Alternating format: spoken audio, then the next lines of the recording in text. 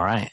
So we're good to go and excited to be here today with Chris Seymore. Chris is a longtime friend and investor that I've worked with. Wanted to start out by getting a quick introduction with you, Chris. And so Sure. the name of the podcast being Transformational Investing. So going from high earner to generational wealth. And so like that thought process really is going to encompass the conversation that we're having about your investment journey. And so tell me a bit about you and what you do and what made you start investing. Yeah, my name's Chris Seymore. I have 5 kids. We live in Carlsbad, California. I'm in software sales. I work for a company that sells data analytics software.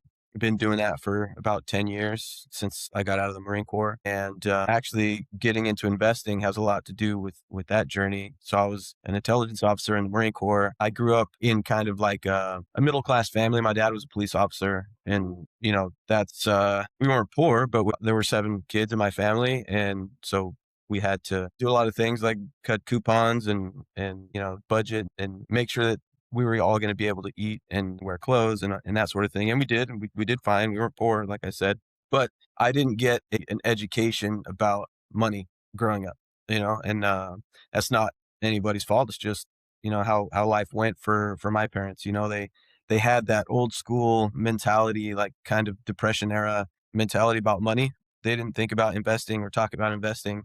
It was all about saving, right? You live within your means, you save what you can and put it into like a savings account, but maybe a CD, something like that. But I didn't learn about investing at all, and so that was kind of my mentality. I joined the Marine Corps after I graduated from college, and I got exposed to different people. My peers, because I was an officer, were all college graduates. And so some of them had different attitudes about money. And I started to learn about things that they were doing to invest. And so I started thinking about it too. And that changed my ideas a little bit. But then things really changed when I got out of the Marine Corps and went to work in software sales.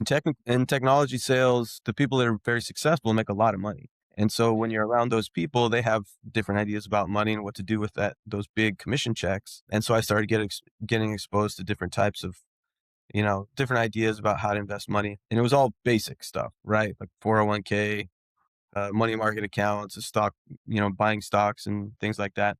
And so I started doing a little bit of that. But the thing that really, I think, changed is that we were living in Oceanside and we had bought a house. And I didn't want to leave Oceanside, but when I went to work for this company, the company was in Boston. And so I had to move. But I negotiated with them that I would come back to Oceanside after 2 years. And so in that thought process, we had to decide what to do with the house. I wanted to keep the house. And so we did. And we became landlords, kind of accidental landlords. When we moved to Boston, I was planning on renting for the 2 years that we were there. But I found out somehow, I don't remember how, but I found out that the VA would allow me to get a second loan, like another VA loan. So we bought another house. We fixed it up. It was really quite a project, but we made it nice. We lived in it for a couple of years, and it turned out at the end, when we were moving back to California, that we had plenty of equity to not move back to our old house, but to buy a new house, a better house in Oceanside. And so that's what we did. And we ended up, now we've got 2 houses. I think this is, after a couple of years, I was looking at the value and I was thinking, how can I make this money grow faster? The equity grows at a certain rate, but I was thinking maybe I can take the money out of this house somehow and make that portion of it grow faster. And that's where you and I got connected professionally. We knew each other before, but we hadn't worked together on anything. And you helped me make some decisions about what to do with that property. And that kind of snowballed into many different investments to where we are today. So, what was the moment for you? I mean, I have context that people listening to this won't have. Like, I believe that how many doors do you currently have? I know how many you have under development, but with your 3 units that you have, do you know how many doors that is? I think it's 17, Okay. 16 or 17. Yeah. Okay. And I think it was about 5 years ago that you started the process. So Yeah. from really one door of rental to 17 some odd right now. And I know that you are involved in projects that have about 44 more doors in development. Yeah. And so you've really ballooned what you've been doing over the last few years. So what was the turning point for you from when you started looking at this towards more of that generational or larger scale investment thought process? Well, I'll start by saying that I'm not honestly that smart, but I surround myself with smart people like you, Jared, and you guys. I let the experts give me advice, and if it sounds good, I take that advice, and that's kind of been our relationship.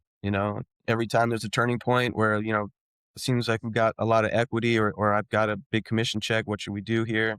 I come to you, and you give me really good advice. The thing that changed, I think, was that when we sold that house in Oceanside that I was mentioning, there was like a few 100,000 in equity in it. And my thought was, hey, I wanted to do a cash out refi. And you were like, no, it actually that's a good idea, but it might be a better idea if you sell it. And you introduced me to the idea of 1031 exchanges. I didn't know anything about that. And you were like, look, it might be a good idea to sell this 1031 exchange that money into a couple of projects that we're working on right now. They were brand new builds in Idaho Falls. It's triplexes. But what changed my mind was like the amount of money, the amount of equity that was in that house was more money than I had ever seen ever. And I didn't really realize the value of equity growth in property. And it was at a time where, property values were starting to rise fairly quickly. And so I think just being exposed to having that much money and then also having the mindset, I've kind of always had the mindset that, my like the reason that I invest and want to grow and build wealth is not necessarily to have nice things. I like nice things, but my real reason is I don't want to have to work. You know what I mean? Like I don't mind working, but I don't want to have to. I want to have enough money that I can, do the things that I want to do and I can kind of work on my own terms. And I'm not at that point yet, but someday I will be, from taking your advice and other people's advice that I think are smarter than me. But yeah, I think that's a long way of answering that question, but I hope I answered it.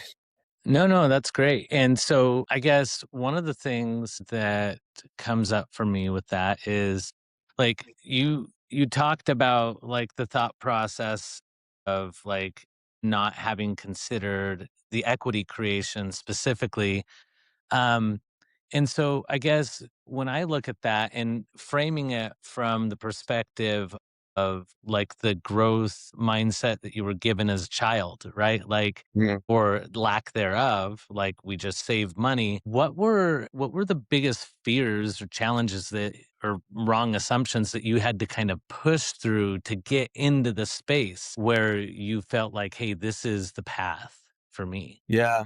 I think, like I mentioned, it was kind of, I became an accidental landlord. Like I wasn't planning on it. It just happened. And I was very nervous about that, because as a Marine Corps officer, I wasn't, making a ton of money and I didn't know how much money really I was going to make in software sales when I went into the civilian world. So having a tenant and being worried about, oh, what's going to happen with the house? Am I going to have to put a new roof on it? Is there going to be a leak or a fire or something? Or am I going to have to evict people and not have enough income to cover my mortgage? Those were the things that really concerned me. But because I love surfing so much that I wanted to come back to California and I didn't want to stay in Boston. And so like that was kind of like the motivation to keep the house. I was like, I've got to be able to come back somehow. That's why we're keeping this house. I'll take those risks and we'll just see how it goes. And it turned out to not be that big of a deal. I had a property management company managing it. The distance thing was kind of a concern for me too, but it really, it wasn't that much of a challenge. The property management company took care of everything. We didn't have too many problems in those 2 years that we were gone. And so I think that changed my perception of what it's like to be a landlord. And then when I saw how much equity had grown in that house and started talking to you about what we could do, that changed my mind about like what the power of investing in an asset like that is. I had heard people talk about it before, but never really experienced it. And so experiencing that way and seeing how much money we were able to invest into something else and also having the mindset of not really like wanting to blow the money on a fancy car or something like that, just having that kind of mentality of wanting to be free really eventually, is the reason I think that I was willing to like take those risks. Yeah. The things that I perceived as risks. The other part of your question was like, what were my like wrong assumptions? One of them is that, investing is super risky. It's the same thing as gambling. You know what I mean? Which is Right. obviously not true. And I realized that investing in real estate really was not, especially after 2008, like when things got tightened up and were less Wild West, it's really not that risky at all. Yeah, I mean, I think that, from my perspective, I'm not really allowed to say that it's not risky because, like, I sell these wares, right? Yeah. But I think that for most people, the fundamentals of real estate investing, like everybody needs a home. If we're investing in workforce housing, like we're probably in a pretty solid spot. We can predict our mortgage, like what's the likelihood that, so going through all of those questions, I mean, it sounds like to me that your vision of what you wanted for your life was strong enough to push through the risk.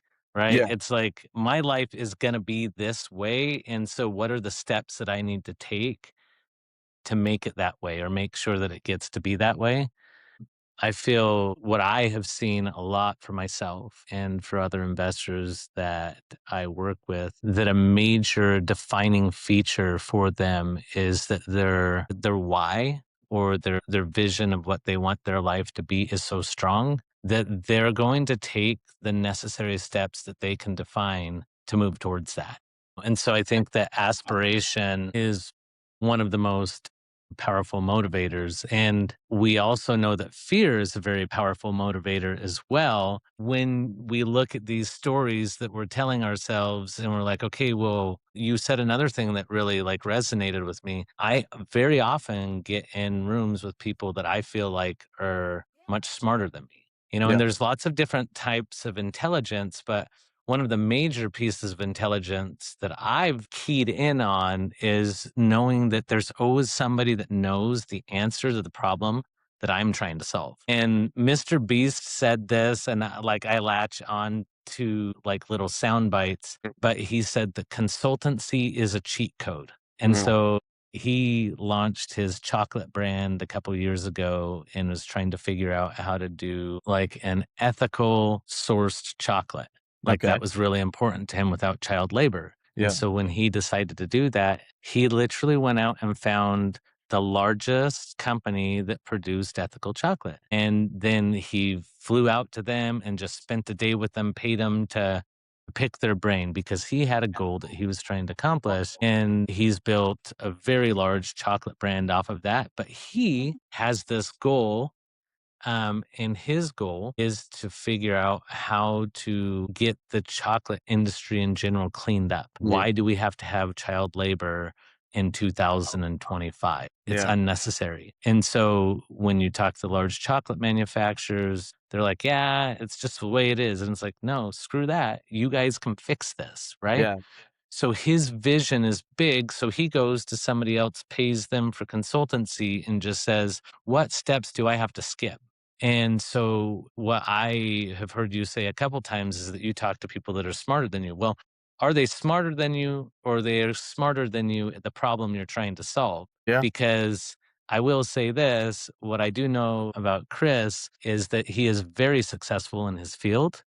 Um, and most people are not very successful in their field and not being smart. But then the question is, because a lot of my clients and a lot of the investors that I deal with are genius in what they do. But the real genius that I see from people in this like transformational investment space is what you keyed in on. Is it's like we don't have to be the smartest person at whatever it is that we're trying to figure out. We Yeah. need to latch on to somebody that's walked that path, right? And so Exactly. who's the operator that I need to attach to? And then what are the things that I need to do? Like, what is the vision that I have that I'm trying to accomplish? And I'll say so, too that it helps that I know you personally, right? yeah, Because there are many people out there with funds and different ways to invest money, even in the same space that you're in. But trust is very important when you're dealing with large amounts of money, right? yeah, yeah, And I know you personally and now professionally too, but because I knew you professionally or personally, that's why I trusted you in the first place. yeah, And then, also just listening to you talk about it, you're very knowledgeable in your space as well. So that provided additional confidence. Yeah. So what got you to the position where, or like what steps did you take that helped you go from feeling like you were a novice in this space to feeling like you had some more control? I'll say that I still feel like a novice, but I think I understand the process a lot better now. And I wouldn't say that there's any one point in time where the light went on and I was like, "Oh, I get it." I think it's just the experience of going through, buying property and developing it and changing, doing different types of construction projects. There's a lot of things that you don't think about, as the investor when you're doing those projects. You know, Things take longer than you might expect. It might cost more, might cost less. You just really don't know. But it's the experience of having gone through many of those projects that makes me feel more confident in knowing how things are rolling. And I think also that your company and the people that work for you that I interface with are also very good at communicating. What the next steps are, what's coming up, how things are going so far, and so that helps me to be informed as well. So if you were giving advice to somebody that was just starting in this journey, like looking from being a high earner to growing generational wealth, like what would be a piece of advice that you would give to them? Uh, my advice would be to start, just do it. It is daunting at first. You buy your first property, speaking specifically about investing in real estate. It's nerve-wracking, it's scary. But if, like I said before, if you surround yourself with the right people, it'll all work out. So I would say find a company and people that you trust that seem knowledgeable and trustworthy. And don't wait around. The longer you wait around, the longer it's going to take to build wealth. Yeah, for sure. And I want to push back into that question a little bit because I mean, I know in your experience, that we knew each other when you started investing with me. I mean, I'm assuming that you've done other investments and whatnot. I mean, when you say find somebody that you can trust, like what are the aspects that you would use to help people look at that and say, well, like how do I know what that means? Like to find somebody that I can trust. Like how do I Yeah, find that person? yeah, that is a challenge. I did have a bad experience with another person when we moved to Boston and bought that house and needed to renovate it. We got connected with a very smooth talking construction guy, contractor. He sounded like he knew what he was doing, that he was going to do it all right and everything. And it turned out that, he was just like using Craigslist to hire random people to do like work that needed to be done by a professional, and so everything was really crappy. And eventually we lost a lot of money because he ran off with it. So that bad experience helped me to kind of see through, or at least be a little bit better at perceiving, what kind of people I can trust. And that's something I think that you just got to figure out. I'm not sure that I have advice for someone on figuring out who you can trust, except that talk to other people that person has worked with. And I didn't do that in that case, and that's why I got burned. Because when I started to kind of feel like, oh, I think this guy's swindling me. Then I looked into his company on like the Better Business Bureau and found all Yeah. these complaints and stuff. So I would say it's gonna, if you don't know the person or the company personally, it's gonna have to be about due diligence. You'll have to do some research, see what other people that have worked with that company say about that person and about that company and the service that they provide. You just have to do it that way and find the one that you like. I would recommend, Jared's company to anybody, and I do to all of my friends and coworkers, anybody that's interested in investing in real estate. So if you don't know the company personally, maybe there's somebody that that knows the company that Yeah, and I obviously I love and appreciate that. One of the things that I think that I have done, like as I've invested in other markets, and I like my journey of investing is like a who's who of amazing people and a who's who of really crappy people, right? So I feel like Yeah. I've stepped in every like trap that can be stepped in. One of the things that I've seen some of the best investors now that I deal with do as we start out relationships, and I've actually done this to you, where they've asked me for references of people that I've dealt with for multiple years. And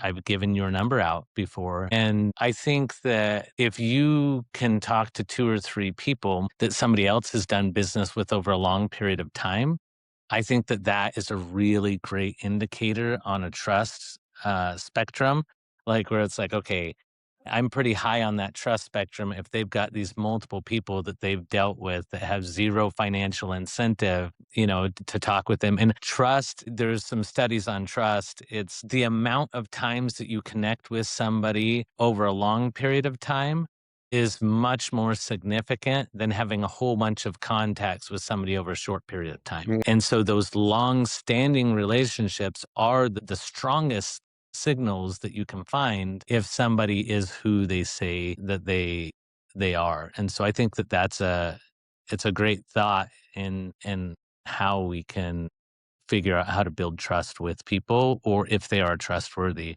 Because anybody can show a short window of success, how mhm. many deals have you done, whatever. Okay, Yeah. we made, and everybody can sell the best deal that ever happened, right? Right. Well, so then the last question that I have that I'm actually very interested in with you, and we've done a lot of investing together now, and obviously, you're somebody that I enjoy working with. I'm very curious on this last question, and that is now, what does generational wealth mean to you compared to when you first started? Yeah, that's a good question. When I first started, I when I first started, I never thought that I would see 100 grand. You know what I mean? So to me at the time, that was like, more money than I ever thought would be at my disposal. So I would say I had a low bar. I also had lower expenses at the time. Now I see it a little differently now as well because, you know, as I mentioned, my whole purpose in investing and trying to grow wealth, like serious wealth is not about, things, but it's about freedom. It's about liberty, right? Being able to, and I view, in my personal opinion, to be truly free, you've got to be financially free. Otherwise, you're always beholden to somebody. So now the generational wealth it's a little bit larger. It's a larger dollar amount. I don't have an exact amount, but I want to be able to not only live my life, the way that I want to without, you know, uh, owing time or resources to somebody, but also being able to hand that to my children when I pass. And I've got 5 of them, so it's going to be a lot of wealth that I'm going to have to generate. But it's not just the money itself, it's the example, I think, and the lessons that I pass on to my children as I try to, level up in my investing life. I want them to look at money differently than I did as a kid. That money isn't just something that you can spend, but it's something that can give you something. It can give you something much more valuable than just like the dollar amount.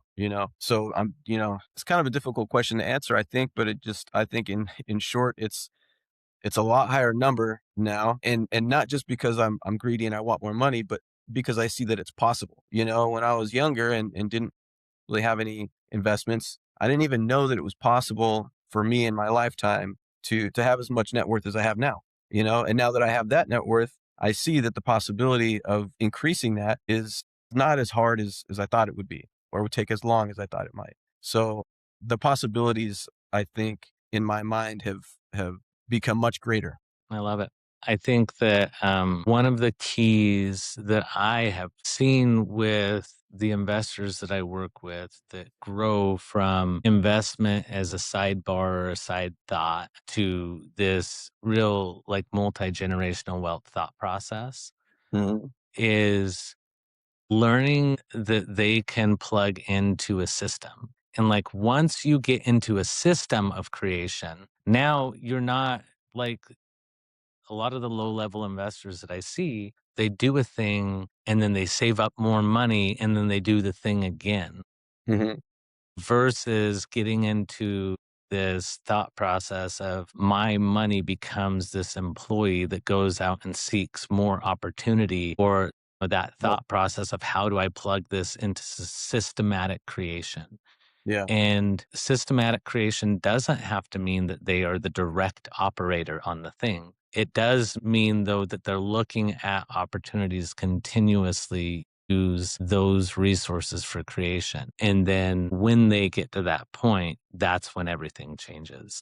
And that's when they start to see what you're talking about right now, which is like that view becomes a lot bigger. Yeah. And so it's not the thought process of what does my paycheck buy me on site investments. It's how do I create this transformation? How do I make something significantly different for my life than just, I mean, throwing it in a 401k? That makes me want to throw up. It's like, Me too. I, I see the returns on it every year.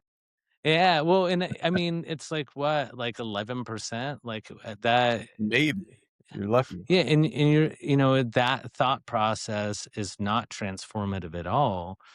And I love the thought process of back to what you were saying earlier is looking that there's a different way to see this and that your kids can see it differently than you did. Yeah. Like that's transformation on who you are. Like as a Right. person, the way that you view life in the world is different because of these steps that you've taken. Like you had to push into the fear, right? Yeah, Yeah. you wanted to surf for sure. And Boston wasn't gonna cut it for you. You didn't Right. like the clam chowder enough, I guess, I don't know.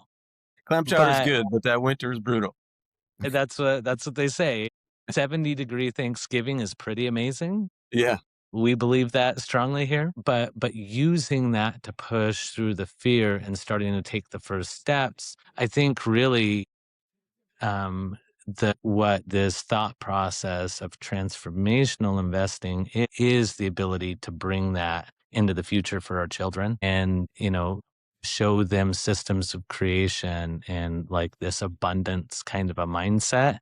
It's not like we just slug away, and even if we make a big paycheck, we're just putting a portion of that paycheck and eventually that grows. It's like, no, we have the opportunity to direct those funds to do something that changes meaningfully. We can put it into a system that we create or co-create, and we can move into something that really can not just change our life, but then change the way that our children get to interact throughout their lives if they adapt that mentality. So Yeah. And going back to pushing through the fear thing, I think that it also helps to surround yourself with smart people, like I said, like you, but also in my case, my wife had a different view on money.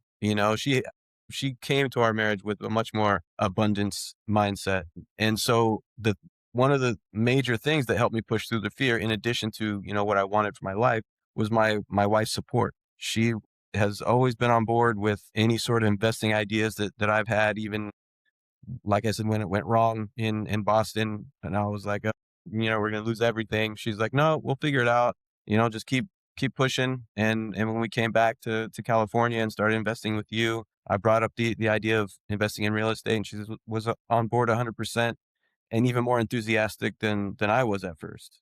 So I think surrounding yourself with the right people, your spouse included, really is huge, and especially on the fear thing, when she was, like, telling me that, she wasn't afraid, and if it goes wrong, it goes wrong, and we'll figure it out, don't worry about it, but this, we need to be doing more.